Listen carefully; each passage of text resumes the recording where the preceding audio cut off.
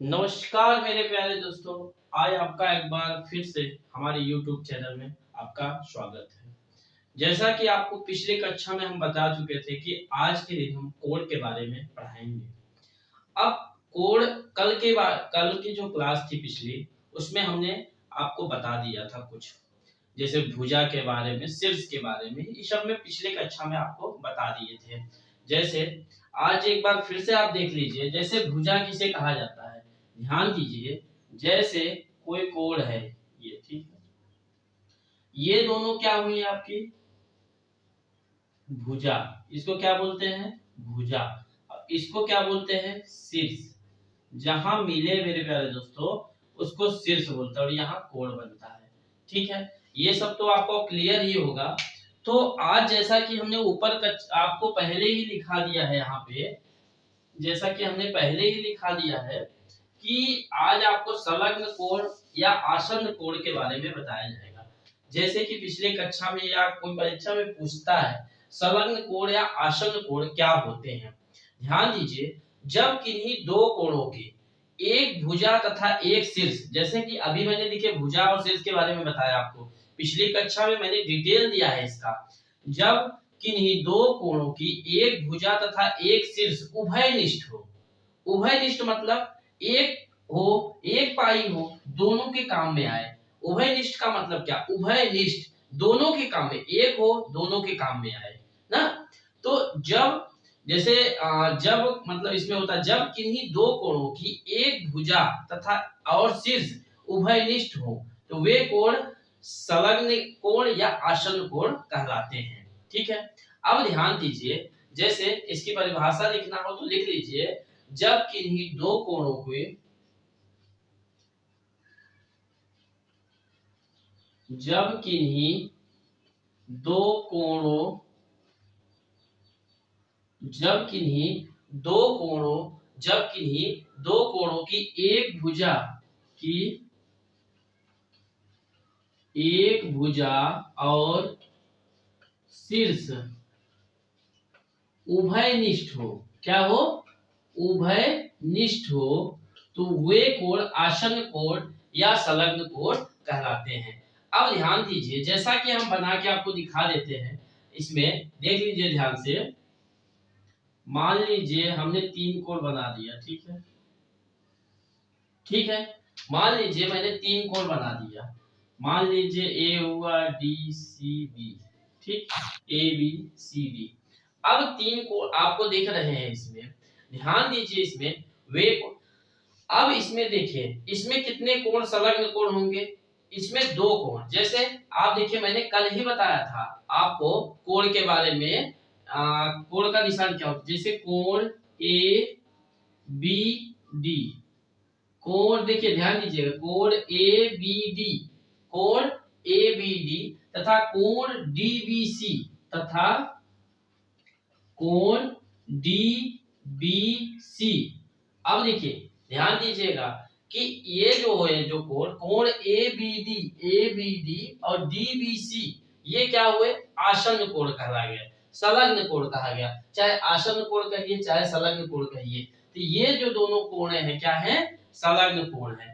अब इसमें एक भुजा क्या है, बीडी है, एक भुजा बीडी तथा शीर्ष बी।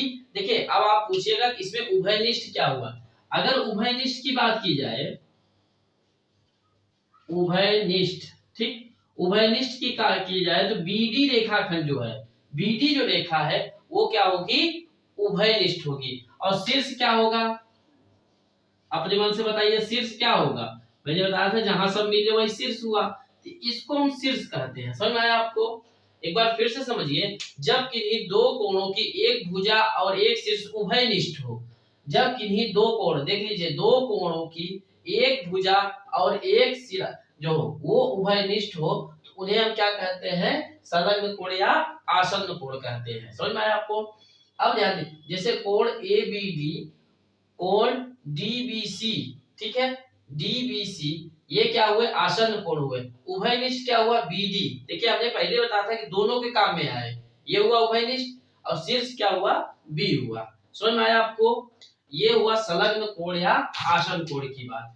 अब आप आ जाइए इसी में दूसरा कोटिपूरक कोण या पूरक कोण।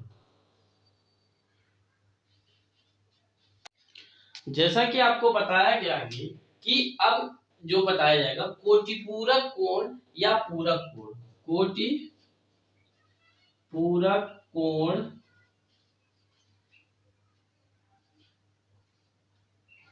कोटिपूरक कोण या पूरक कोण या पूरक कोण। इसको इंग्लिश में बोला जाता है कॉम्प्लीमेंट्री एंगल।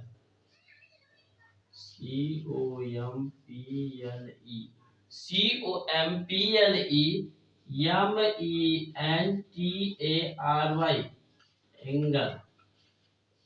अब ध्यान दीजिए ये क्या होते हैं कोटिपूरक या पूरक। जब किन्हीं दो कोणों की माप 90 अंश या समकोण हो। जब किन्हीं दो कोणों की माप 90 अंश या समकोण हो या जब किन्हीं दो कोटिपूरक कोणों का योग 90 अंश या समकोण हो। जब किन्हीं दो कोणों की माप 90 अंश हो या समकोण। देखिए 90 अंश और समकोण का ये हमने आपको बता दिया था कि सेम होते हैं, चाहे 90 अंश हो या समकोण हो तो उन्हें क्या कहा जाता है कोटिपूरक कोण कहा जाता है। तो वो एक दूसरे के क्या होंगे कोटिपूरक कोण होते हैं। समझ में आया। जब किन्हीं याद ध्यान से दीजिएगा कोटिपूरक कोण या पूरक कोण कॉम्प्लीमेंट्री एंगल क्या होता है जब किन्हीं दो कोणों का योग 90 अंश हो या समकोण हो। 90 अंश कहिए चाहे समकोण, क्योंकि 90 अंश को ही समकोण कहा जाता है तो इनको क्या कहा जाएगा कोटिपूरक कोण। ठीक है। अब ध्यान दीजिए जैसे आपको हम एग्जांपल इसमें बता रहे हैं, ध्यान दीजिए जैसे मान लीजिए कोई कोण हो गई है, ठीक है, मान लीजिए ABC, ठीक है, मान लीजिए इसको मैंने कर दिया 20 अंश। मान लीजिए ये कोई कोण कितना अंश का हो गया 20 अंश का हो गया। और मान लीजिए ये पहला है ना, दूसरा मान लीजिए, ठीक है, मान लीजिए दूसरे कोण की बात कर रहे हैं, मान लीजिए इसका भी कोई नाम दे दीजिए आप, आपके ऊपर है, PQR दे दीजिए। ठीक है, मान लीजिए इसका मान 70 अंश हो गया। तो मैंने बोला जब किन्हीं दो कोणों की माप 90 अंश हो तो वो क्या कहा जाता है समकोण कोटिपूरक कोण या पूरक कोण। ठीक है। अब ध्यान दीजिए चित्र में जैसे हम इसको देखिए कोटिपूरक या कोटिपूरक कोण या पूरक कोण कैसे बनाते हैं। देखिए जैसे कोण कल ही बताए थे कि बीच में लिखा जाएगा कोण ABC प्लस कोण PQR। ये क्या हुए टोटल जोड़ लीजिए 20 प्लस 70 कितना अंश हो गए 90 अंश। तो हम इसी को क्या कहते हैं कोटिपूरक कोण या समपूरक कोण। समझ में आया। कोटिपूरक कोण या समपूरक कोण समझ में आया ये चीजें। अब एक एग्जांपल और देखिए आप कोटिपूरक कोण और समपूरक कोण का। ठीक है, मान लीजिए कोई ये मान लीजिए हमने एक बनाया आपका कोण, ठीक है, मान लीजिए इसको दे दिया जाए आपको 60 अंश, इसको 30 अंश दे दिया जाए। ठीक है, अब ध्यान दीजिए मान लीजिए इसको ABCD। ठीक है, अब ध्यान दीजिए अब इसमें आपको कोटिपूरक कोण बनाना है तो क्या बनाएंगे कोण ABC प्लस कोण CBD बराबर कितना हो जाएगा 60 प्लस 30 कितना हो जाएगा। देखिए ध्यान से अभी आपको हम समपूरक कोण के बारे में बताते हैं। आपका पूरक कोण हो चुका था, जैसा कि कोटिपूरक या पूरक कोण हम बता चुके थे। कोटिपूरक या पूरक कोण क्या होता है जब किन्हीं दो कोणों का माप कितना 90 अंश होता है या समकोण होता है तो उन्हें कोटिपूरक कोण कहते हैं। उसी के अगले घड़ी में आते हैं हम समपूरक कोण। समपूरक कोण जिसको इंग्लिश में सप्लीमेंट्री एंगल कहते हैं, सप्लीमेंट्री एंगल कहते हैं। अब ध्यान दीजिए समपूरक कोण क्या होता है जब किन्हीं दो कोणों का योग 180 अंश या दो समकोण के बराबर। ध्यान दीजिएगा जब किन्हीं दो कोणों का योग 180 अंश, देखिए जब जब किन्हीं दो कोणों का योग, जब किन्हीं दो कोणों का योग, जब किन्हीं दो कोणों का योग 180 अंश या जब किन्हीं दो कोणों का योग 180 अंश या दो समकोण कोणों के बराबर, दो समकोण कोण के बराबर हो। अब आप बोलिएगा कि समकोण क्यों, क्योंकि देखिए एक समकोण 90 अंश का, तो दो समकोण 90 90 180, चाहे आप इसको ले लीजिए 180 या दो समकोणों के बराबर हो, तो उन्हें क्या कहा जाता है, समपूरक कोण। समपूरक कोण, सप्लीमेंट्री कोण, वे एक दूसरे के क्या होंगे, समपूरक कोण होंगे। वो एक दूसरे के क्या होंगे, समपूरक कोण होंगे। जैसे कि एग्जांपल में देखिए, एग्जांपल में मेरे प्यारे दोस्तों देखिए, जैसे मान लीजिए, ठीक है, जैसे आप इधर ध्यान दीजिए, जैसे मान लीजिए ओ है, ए हो गया, बी, हमने नाम दे दिया, कोण का तो कोई भी आप नाम दे सकते हैं। अब इस कोण का मान लीजिए 130 अंश हुआ, ठीक है। अब मान लीजिए ये चित्र संख्या मान लीजिए 1 है। अब चित्र संख्या 2 देख लीजिए, चित्र संख्या 2 देखिए आप, मान लीजिए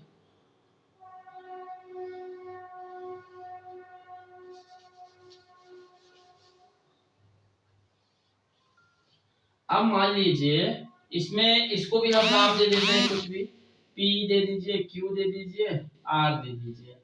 अब ये मान लीजिए आप 50 अंश का है। अब हमने क्या बताया, किन्हीं दो कोणों का योग 180 अंश या दो समकोणों। अब ध्यान दीजिए, अगर हम इसको कोण जोड़े, कोण AOB धन कोण PQR कितना हो जाएगा, 130 प्लस 50 कितना हो जाएगा, 180 अंश। तो किन्हीं दो कोणों का योग 180 अंश या समकोण हो, तो उन्हें कहा जाता है समपूरक कोण। समझ में आया आपको? एक और एग्जांपल देखना है, देख लीजिए, देखिए ध्यान दीजिए इधर, मान लीजिए कोई दिया है, ये देखिए, ठीक, मान लीजिए यहाँ कोण दे दिया, ये 60 अंश का हो गया, और ये मान लीजिए हो गया 120 दे दिया, ठीक है। अब मान लीजिए यहाँ पे ए हो गया, बी हो गया, सी हो गया, डी मान लीजिए। अब इनको संपूरक कोण कैसे बनाएंगे, ध्यान दीजिए, कोण ADB प्लस कोण BDC 120 प्लस 60 बराबर 180 अंश। समझ में आया आप लोग को? ये समझ में आ गया। अब ध्यान दीजिए, एक चीज नोटिस करिएगा, जैसे कभी भी आपको संपूरक कोण पूछे, जैसे एग्जांपल मान लीजिए कभी पूछ लिया, मान लीजिए आपसे पूछ लिया 80 अंश का 80 अंश का संपूरक कोण बताइए। ध्यान दीजिए, अगर आपसे पूछ लिया जाए 80 अंश का संपूरक कोण बताइए, तो आप क्या बताएंगे? अब ध्यान दीजिए, कुछ मत करिएगा, सीधा सा फार्मूला है, अगर इसका संपूरक पूछे 180 माइनस 80 कर दीजिए, कितना हो जाएगा, 100। समझ में आया?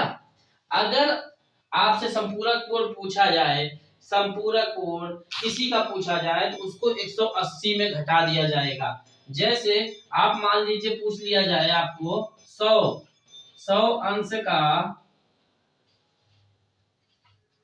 संपूरक कोण बताइए, संपूरक कोण बताइए, तो 100 अंश क्या होगा? आप ध्यान दीजिए, मैंने पहले बताया आपको 180 अंश संपूरक होता है, माइनस 100 कर दीजिए, तो कितना हो जाएगा, 80 अंश हो जाएगा, ठीक है।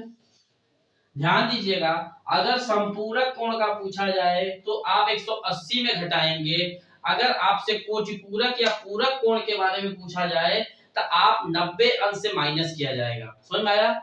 जैसे 90 अंश से आप माइनस कर दीजिएगा तो वो संपूरक इसको कोटिपूरक कोण या पूरक कोण निकलेगा। ध्यान दीजिएगा, संपूरक कोण की बात होगी, उसका निकालना होगा तो 180, और पूरक कोण की बात होगी तो वो 90 माइनस करना पड़ेगा, ठीक है। ये ध्यान रखिएगा आप छोटी छोटी चीजें कि जब अगर कोटिपूरक या संपूरक की बात किया जाए तो ये चीजें आप ध्यान दीजिएगा, ठीक है। अब ध्यान दीजिए, आपको इसको मैं रफ कर देता हूं। अब कुछ शीर्षाभिमुख या ऊर्ध्वाधर क्या होते हैं वो देख लीजिए, ठीक है। जैसे शीर्षाभिमुख या ऊर्ध्वाधर कोण क्या होते हैं उसके बारे में हम आपको अभी बताते हैं। देखिए, आपको ऊर्ध्वाधर शीर्षाभिमुख हमने कल ही बता दिया था आपको शीर्षाभिमुख क्या होते हैं, ठीक है। कल एक आपको हम बताए थे प्रतिच्छेदित रेखाएं। कितने लोगों को पता है प्रतिच्छेदित रेखाएं?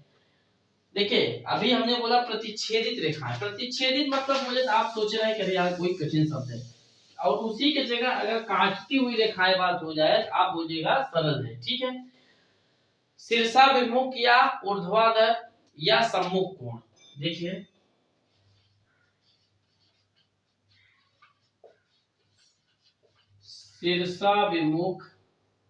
शीर्षाभिमुख या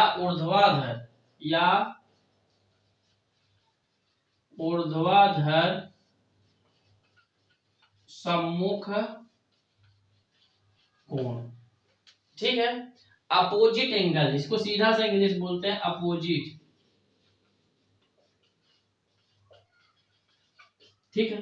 अब ध्यान दीजिए ये क्या होता है, ध्यान दीजिए, जब दो रेखाएं एक दूसरे को प्रतिच्छेदित करें, जब दो रेखाएं एक दूसरे को प्रतिच्छेदित इस प्रकार करें कि आमने सामने कोण को ही शीर्षाभिमुख कोण कहते हैं। जब दो रेखाएं एक दूसरे को इस प्रकार प्रतिच्छेदित करें कि उसमें जो कोण बनेंगे उसी को क्या कहा जाएगा, उसी को शीर्षाभिमुख या सम्मुख कोण कहा जाएगा। अब ध्यान दीजिए, मैं अभी समझ में नहीं आया होगा, आप चित्र के द्वारा समझिए तो आपको समझ में आ जाएगा। सपोज करिए ये देखिए प्रतिच्छेदित रेखाएं हुए, ठीक है। अब मान लीजिए ये रेखाखंड ए बी हो गया, सी डी हो गया। अच्छा बताइए, यहाँ भी तो एक कोण बनेगा, यहाँ भी एक कोण बनेगा, ठीक है, यहाँ भी एक कोण बनेगा, यहाँ भी एक कोण बनेगा, ठीक है। बनेगा कि नहीं? अरे भाई, जब ये काटेंगे रेखाएं तो कोण तो बनेंगी ना। अब ध्यान दीजिए, यहाँ पे मान लीजिए हम पूरा ओ मान लेते हैं, ये जितना गोलाई ये क्या है, ओ है। अब ए ओ डी और सी ओ बी, देखिए ए ओ डी, देखिए ध्यान दीजिए इधर, कोण ए ओ डी तथा कोण सी ओ बी, ये क्या है, शीर्षाभिमुख कोण है कि नहीं। कोण ए ओ डी और कोण सी ओ बी शीर्षाभिमुख कोण है। और ऐसे क्या बनेगा एक बताइए, ए ओ सी तथा कोण डी ओ बी, ठीक है। अब ये दोनों क्या है, शीर्षाभिमुख कोण है।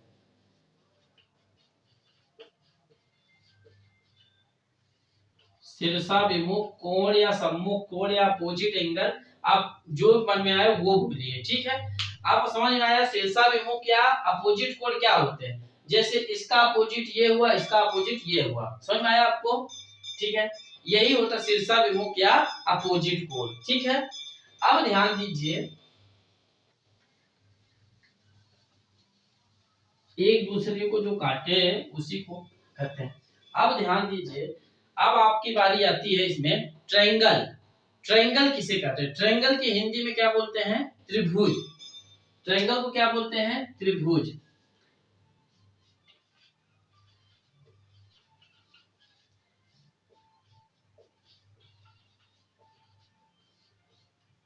ध्यान दीजिए, त्रिभुज क्या होते हैं, ध्यान दीजिए, तीन रेखाओं से घिरी हुई आकृति को क्या कहा जाता है, त्रिभुज कहा जाता है।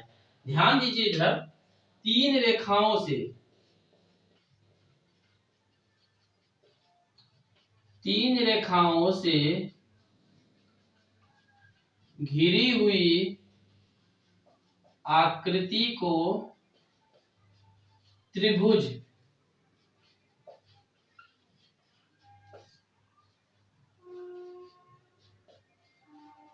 कहते हैं। ध्यान दीजिएगा त्रिभुज का प्रतीक ये है, ठीक है। 3 रेखाओं से घिरी हुई आकृति को क्या कहा जाता है? त्रिभुज कहते हैं। जैसे कभी कभी मान लीजिए ऐसे लिखा गया है, देख लीजिए, ठीक है, ए बी सी दे दिया।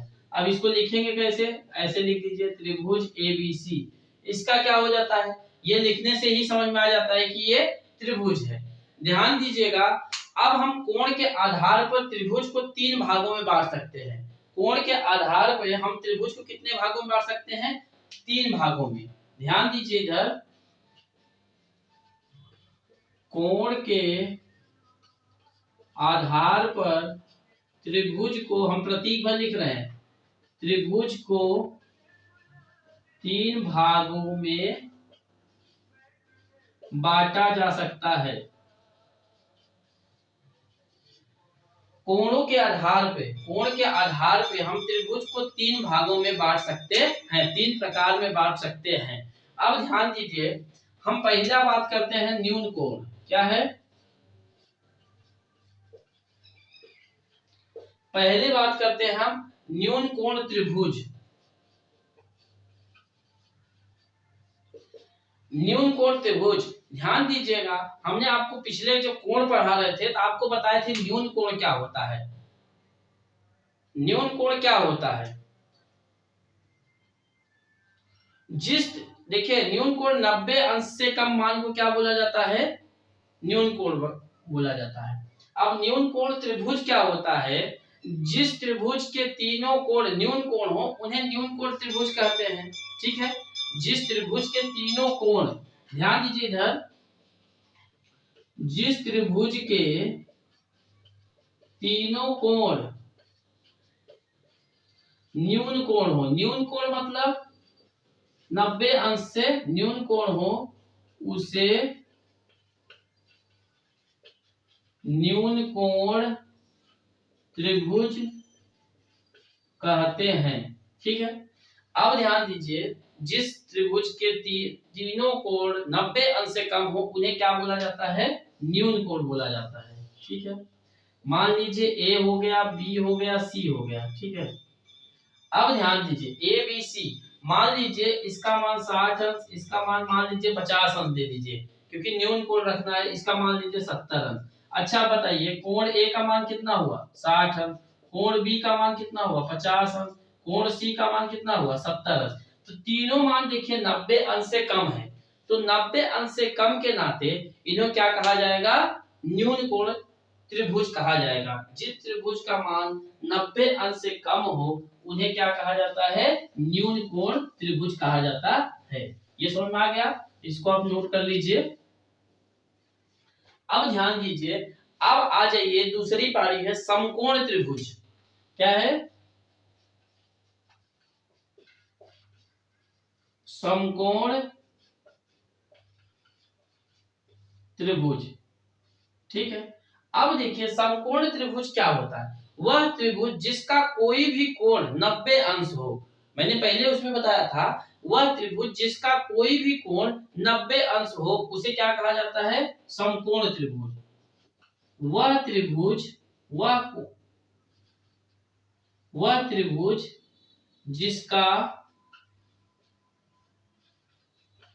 जिसका कोई भी कोण 90 अंश हो तो समकोण त्रिभुज कहलाता है। वह त्रिभुज जिसका कोई भी कोण 90 अंश हो उसे क्या कहा जाता है? समकोण त्रिभुज कहा जाता है, ठीक है। वह कोण जिसका कोई भी कोण अगर 90 अंश हो तो उसे क्या कहा जाएगा? समकोण त्रिभुज। जैसे एग्जांपल में देख लीजिए, मान लीजिए ए हो गया, बी हो गया, सी हो गया। मान लीजिए इसको हमने 90 अंश लिख दिया, ठीक है। मान लीजिए इसको हमने 90 लिख दिया, ये मान लीजिए आपका 40 हो गया, ये 50 अंश हो गया, ठीक है। अब देखिए, इसमें कोण बी जो है 90 अंश है। अगर कोण बी 90 अंश है तो ये समकोण त्रिभुज होगा। ध्यान दीजिएगा, अगर एक कोण 90 अंश है तो ये क्या होगा? समकोण त्रिभुज होगा। ये ध्यान दीजिएगा, समकोण त्रिभुज, ठीक है। अब आप आ जाइए अधिक कोण त्रिभुज। मैंने पहले जब आपको कोण के बारे में पढ़ाया था, अगर उसमें आप ध्यान दिए होंगे तो इसमें बहुत सरल लग रहा होगा आपको। पिछली कक्षा में अधिक कोण त्रिभुज, ध्यान दीजिएगा, अधिक कोण त्रिभुज वह त्रिभुज जिसका एक कोण अधिक कोण हो, अर्थात 90 अंश से अधिक हो, उसे क्या कहा जाता है? अधिक कोण त्रिभुज। वह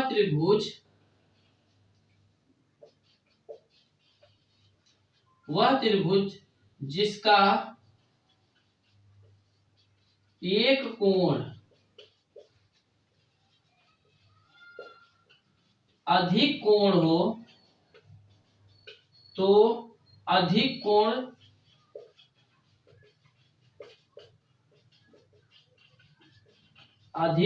त्रिभुज कहलाता है। अब अधिक कोण मतलब क्या हुआ? अधिक कोण मतलब ये हो जाएगा 90 अंश से अधिक। 90 अंश से अधिक, अगर एक कोण 90 अंश से अधिक हो तो उसे क्या बोला जाता है? अधिक कोण त्रिभुज। जैसे देखिए,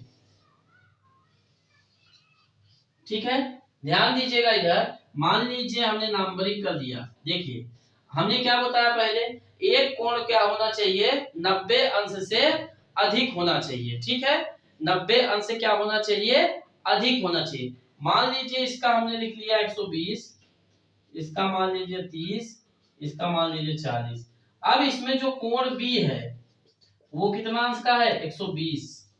तो अगर वह त्रिभुज जिसका एक कोण 90 अंश से अधिक हो तो उसे अधिक कोण त्रिभुज बोला जाता है, जैसा कि इसमें बताया गया है। ठीक है, आज की क्लास के लिए इतना ही, कल फिर मिलते हैं। ठीक है, नमस्कार।